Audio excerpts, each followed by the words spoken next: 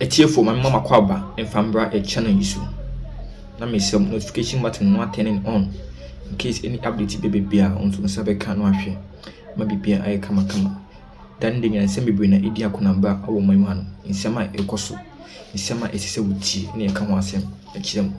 I do for my libre Nikuchi in some kakra ecos. Process of the removal of the Chief Justice also introduces another aspect of the process. So once the Chief Justice is suspended, and the suspension is an option, the president may decide to suspend or may not suspend. In this instance, His Excellency the President opted to suspend. So the Chief Justice was suspended.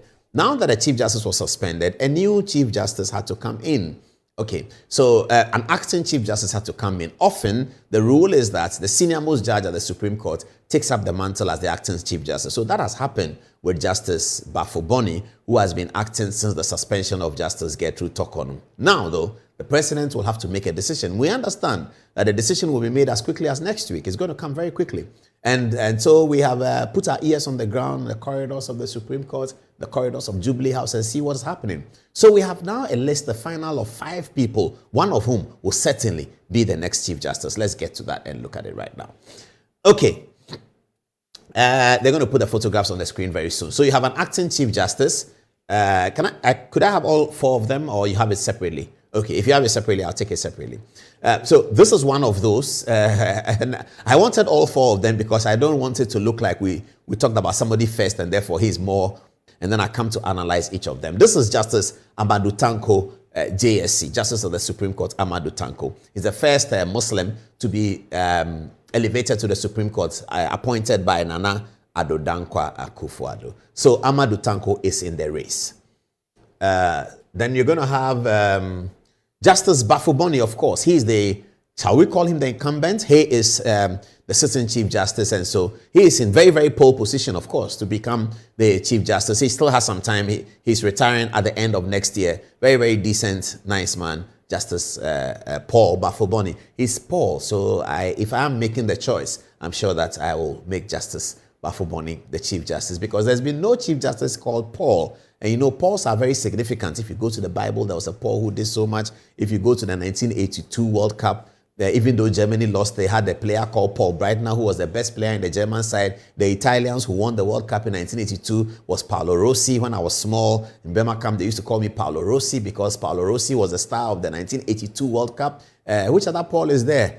Don't mention any Paul who is a bad Paul or wants good ones. Just gets me some good Pauls in there. Paul Pogba, okay, yeah, it's fine, yeah. He used to be, but now, etc., etc. Pope John Paul was one of our idols. And when I was growing up, I didn't know that they took up the name. I thought it was original name. So I was very excited that there's a Pope is called Paul. I was very happy with it. Paul Bafubi is in pole position to become the next Chief Justice. Justice Yoni Kulendi, who is a favorite of the philosophers. I'll come to that in a minute. I want to deal with it. So this is Justice Yoni Kulendi, who is also in pole position to get the job. Justice Professor Henrietta Mensabonu is also in pole position. My lecturer in criminal law. So yes, I have a natural connection with Justice Mensabonu if she becomes Chief Justice. That would be a great story. And her husband is a big PR person. So once you're a journalist, you know Mr. Mensabonu. And it is their PR company, Primetime, that has been running the Science and Maths quiz for a very long time. Her eldest daughter, Nanekuya, is the CEO of Primetime right now because the old man is on retirement, and she has been doing an excellent job. So Henrietta Mensabonu doesn't serve the country only one way. She serves the country at the court, and her family serves the country by giving all of us the National Science and Maths quiz. Fantastic. That's Henrietta Mensabonu. And this is Justice Ayᴈhu Yeboah, I guess. Yes. That's Justice Ayᴈhu Yeboah. I don't know her that well, but she comes across as a very distinguished judge. She's the former wife of the former Chief Justice, Justice Kwesi Yeboah. That's his former wife. Okay, so these are the people: number 1, number 2, number 3, number 4, number 5. Now let's talk about their, I can't say strengths and weaknesses, but their profile. Who is Justice Amadu Tanko? Justice Amadu Tanko is one of those rare Ghanaian lawyers who trained in Nigeria. You don't have many Ghanaian lawyers training in Nigeria, but he's one of the rare Ghanaian lawyers who trained in Nigeria. When I first met Justice Amadu Tanko sometime around 2002, 2003, he was in the law firm of Ambrose Derry. the former minister for Interior, Ambrose Derry, is a member of parliament. He and Justice Amadu Tanko were in the same law firm. Now, guess what? In that law firm was Thaddeus Sori, one of the famous lawyers today, the lead lawyer at the bar.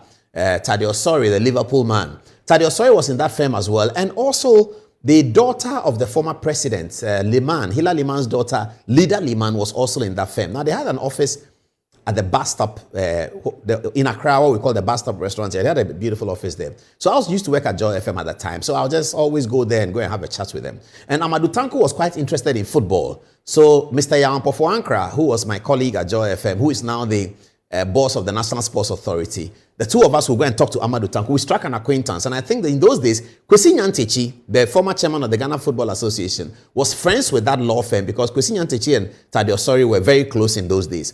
So Amadu Tanko, I believe, got on the seat of the GFA's legal committee, something like that. So on Saturdays, we'll go to Tema. Viewers, forgive me for saying this. I hope Justice Tanko will forgive me. I'm blowing up his cover a little bit. I've not seen him in many, many years. I don't remember the last time I saw him, but this is the story. So we'll go to Tema and go and be at Agbamami. Those of you who are in Tema, do you know Agbamami? We've done plenty of things. So Saturday, my Ampofanka will call me, Adom, you there? I was telling me we go. Then I was in Sakumo, and I'll just drive past Committee 3, and then we have Agbamami. Tanko will be there. And then Tanko was very expressive. And why I liked to hear his arguments. You know, in those days, the lawyers were always arguing in the afternoon in their law firm. So they come back from court, they're always arguing. And it was beautiful to look at. If you listen to that, you will want to become a lawyer. And I believe that's part of what led me to the Faculty of Law at the University of Ghana as a postgraduate student. So Tanko was always arguing with his friends, and he always cites Nigerian authorities. And Ambrose Derry will shake his head and say, you and this, your Nigerian things. And Tanko will list a lot the Nigerian authorities. I mean, they were very famous. There's a particular name that is not coming to my head. I should have asked Sori today about that famous idol of Amadu Tanko that he always used to mention. Anyway, so that was Justice Tanko. And that's where he used to work. In those days, I used to go there because they were lawyers for Malam Issa. Now, Malam Issa, those of you who don't know the story, just a quick one. Malam Issa had been sports minister appointed by Kufuor from the PNC. And you know, in that law firm, a lot of them were PNC. You can imagine Hila Liman was PNC. I don't remember. I think Ambrose Derry was PNC too. And Amadu Tanko, I can't remember his political affiliation at that time. I don't think he had any. So they were doing the Malam Issa case. So I'll go to them and sort of go and listen. And I fell in love with the way they were defending Malam Issa. I was quite disappointed when Malam Issa lost the case. I was so disappointed that I went to someone prison to visit Malam Issa. You can imagine that. I drove all the way to someone prison. I saw Malam Issa. I said, Paul, I'm going to come out. I'm going to come out. I felt so sad. I mean, those were the days. Those were the days. So I think Malam Issa is out. So he's been out for a very long time. He got a pardon and all that. So that's what I know about Amadu Tanko. He's one of the rare Ghanaian lawyers who cuts his teeth at the bar in Nigeria.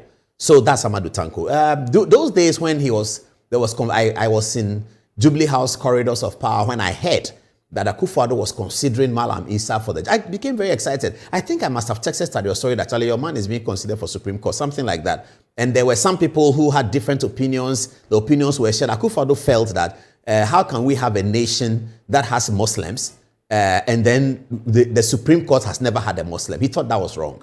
And so he jumped onto the idea that Amadu Tanko be elevated to the Supreme Court. I think he came straight from the bar, if I believe, or did he come from the Court of Appeal? I can't remember. Somebody should check. But I think it was on that basis that Amadu Tanko was elevated, because the president felt that, look, we needed to get Amadu Tanko in there. So Amadu Tanko is in pole position to become. Now, politically, would you say that if you look at the recent past, Amadu Tanko led the recent ruling in the Daniel Ofori matter, which may have had some political connotations, but he was also the lead lawyer in the Kevin Taylor matter in the certiorari, I believe, that overturned the Cheba 4 issue. Amadu Tanko was a lead lawyer. He wrote the lead opinion of the 5-4-1. The 4-1 majority decision. Amadu Tanko wrote the lead opinion. So perhaps politically he stands in very good stead. I don't know whether that's going to be a consideration. But yes, Amadu Tanko is right in there for the position. He's in pole position. Justice Paul Bafubi, his supporters felt that he had been overlooked for Justice Tokonu to become. In fact, in the Tokonu situation, Amadu Tanko was, Bafubi was not even second. Justice Kulendi was second and Tokonu was first. Tokonu got it. Now, supporters of Bafubi felt that he had been overlooked. Maybe part of the reason why Justice Bafubi may have been overlooked is that he was a Kumasi-based High Court lawyer and he's very, he's a Kumasi guy. Perhaps it was felt that he had such a fantastic relationship with Kwesi Eni-Yeboah that moving from Eni-Yeboah to Bafubi might have been giving the job to the same sect of people, something like that. I don't know. I'm just guessing. But people who support Bafubi felt that Bafubi had been overlooked in that decision and that Bafubi perhaps for the seniority should have been given the job. So when Bafubi was made acting Chief Justice, some people were excited about it. I've seen him once since he became acting Chief Justice. He's a very good guy. He's a big supporter of Liverpool Football Club.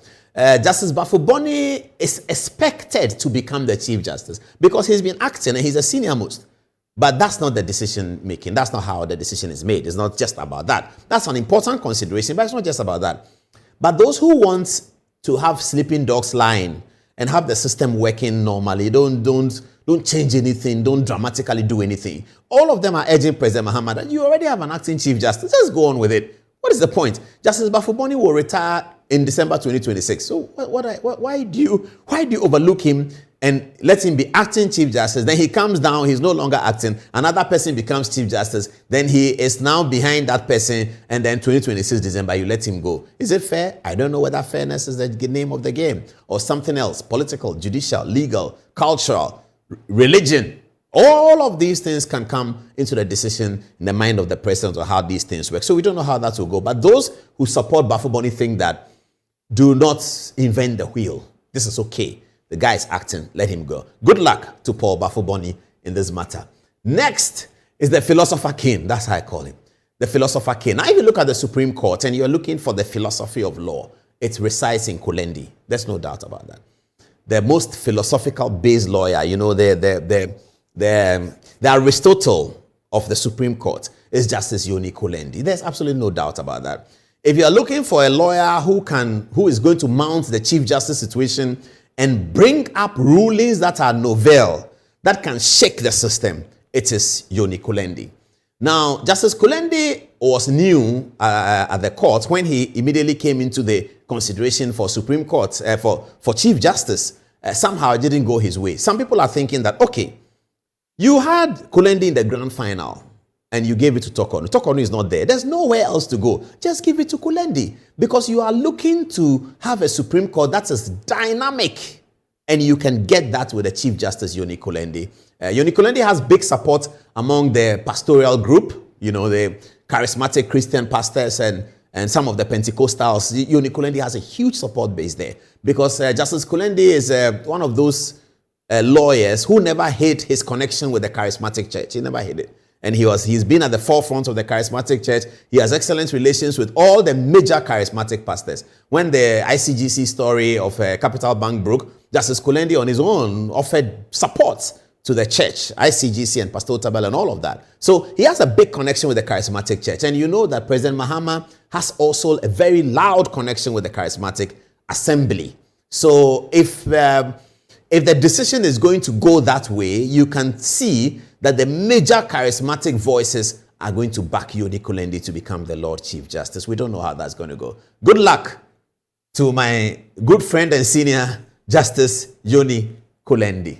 And anyone who knows Yoni Kulendi knows that his wife's name is Emefa and they are very, very close. You cannot know Kulendi without knowing Emefa. So good luck to them and hope that President Mahama will look their way. But Justice Kulendi has more time. He's very young. He's only 62. Professor Ayᴈhu Mensabonu's call is coming from the gender-based activists who are saying that, listen, you cannot treat a woman this way and bring a man. You can't do that. If you have taken a woman out, you have to bring a woman. Professor Ayᴈhu Mensabonu was on the minority decision, in the 3-2 decision that ousted Tokonu at the Supreme Court.